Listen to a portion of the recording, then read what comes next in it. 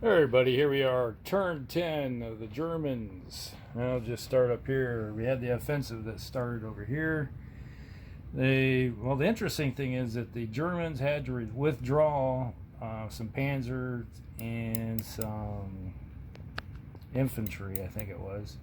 And lo and behold, it was all parked up here. The whole column that was smashing through and breaking through up here had to be withdrawal, so that just kind of real damper on the offensive up there.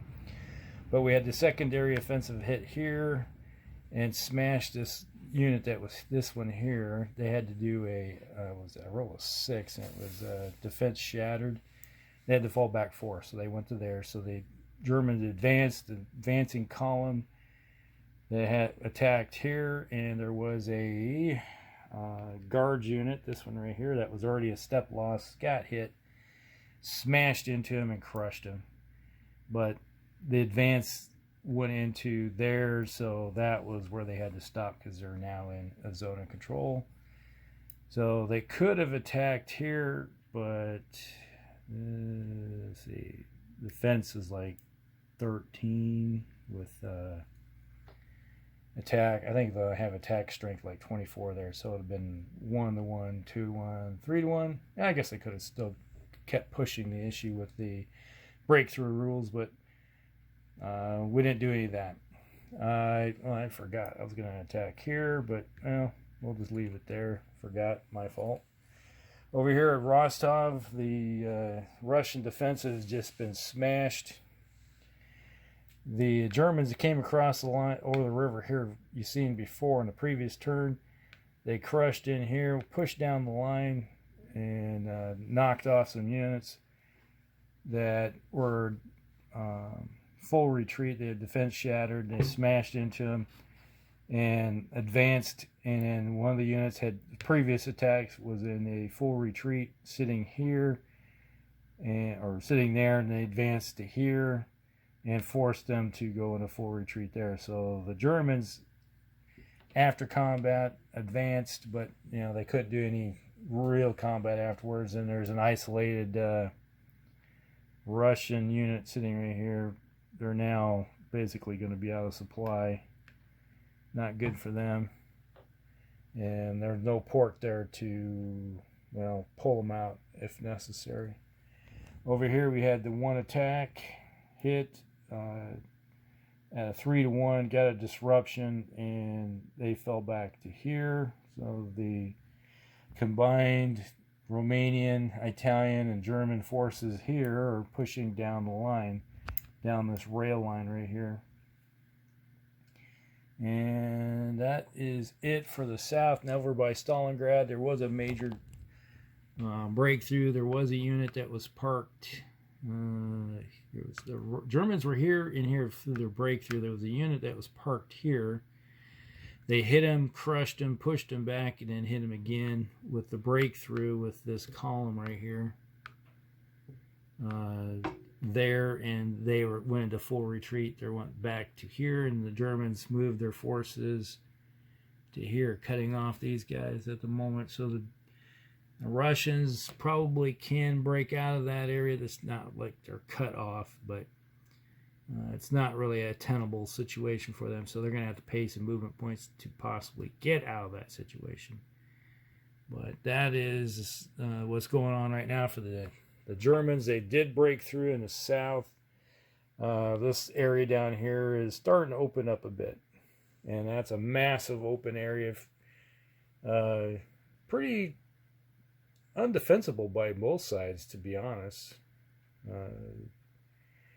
You can concentrate your forces. It's kind of like local control. You concentrate forces in one small area and then you own control it. But there's a whole bunch of German units that are just marching down roads and have no opposition to speak of against anybody, to be honest. And up here, the Russians, this is starting to look into like another pocket, circumstance that happened over here. So they may have to really assess the situation and either do some counterattacks at 1-1 or 1-2 possibly to try to push back the Germans. Otherwise, they're going to be stuck in a pocket or falling back. They can't get cut off unless they get physically cut off into the circumstance. Let's say a pincher movement here, you can cut units off, but when they're based up against this line right here, that's not being cut off because they're still got lots of Russia behind them.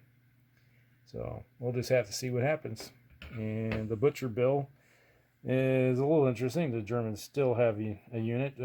They'll be able to easily bring that back in their turn. Yeah, they can bring it back. Plus some armor next turn. So everybody can fix some stuff. All right, we'll be back. Hey everybody, it's the Soviet turn 10, and things are looking a little different in the north and looking really bad in the south. Let's just start with the bad things. All right, over here, the Soviets are in full retreat since most of their heaviest forces were smashed in that last attack by the Germans with their armor that broke through up north, so they are kicking back here, trying to form a new line along this defensive. And one of the districts has broken open, and we got the Trans-Caucasus units are now released and coming, but only, fortunately, it's a trickle, so you get one at a time, like not much at all. So they can either start down here or start over here or come down in here. So they can start moving it, but it's a long slog to even get them into the march. So there's going to be a slight increase of forces coming in from the south, but that's about it. You can see that the Russians don't have much at all in the area to protect things. Over here around Stalingrad, the Russians are trying to basically fall back to Stalingrad and beef up their defenses right there, because those two, well, most of the best armor of the Germans is over here by Stalingrad, but there's no infantry really. There's some infantry way up there, and there's some infantry and cav way back here. There's some infantry, but everything else is just slowly slogging its way forward. That's the problem, is like the armor and mechanized units can just fly forward, which is historical. And then you got the infantry, which are slogging forward on foot, literally, pulling wagons and stuff by horse, and hardly anything with trucks. So yeah, so it takes them a while to get in support. Now if you get the combined arms where you got the infantry and the armor working together, they smash really good through any type of units. But when you don't have that, it kind of hurts. And up here, here's the interesting thing. The Russians went on the offensive. Yes, they did. They attacked.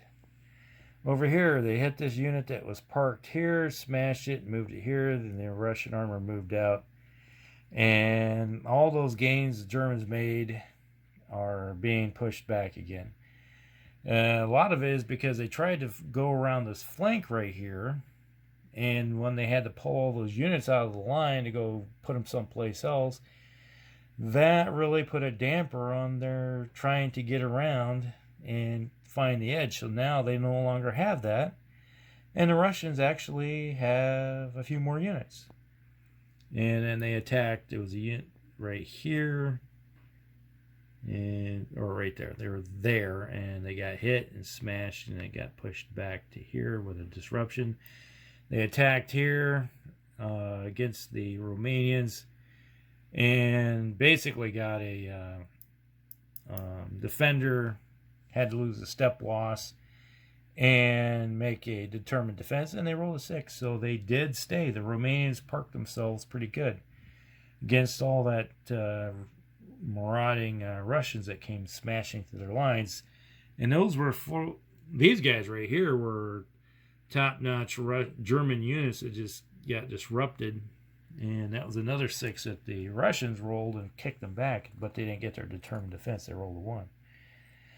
So pretty much the same thing right here. They had a chance for a determined defense and failed it. So, that's why you got those disrupted units. So now the Russians may be finding the edge and pushing the Germans back across this direction.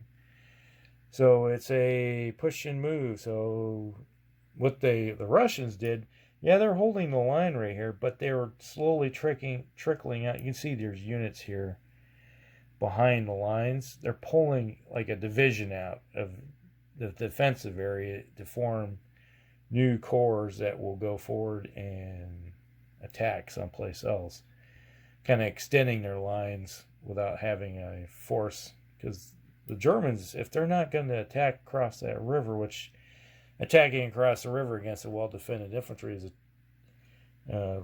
twice defense, and when you only have like one group right here, and you know your armor doesn't have an advantage, it makes a big difference. All right, so that is pretty much it when it comes to everything. And we get the old panoramic view right here. At the end of the turn, Russians are falling back in the south. The Russians are advancing in the north. And what will happen in the center around Stalingrad? Do the Germans have the potential of kicking into the city, knocking the doors down and taking it? Or will they have to wait for some infantry support, which are slowly marching by foot? We'll see. We'll be back.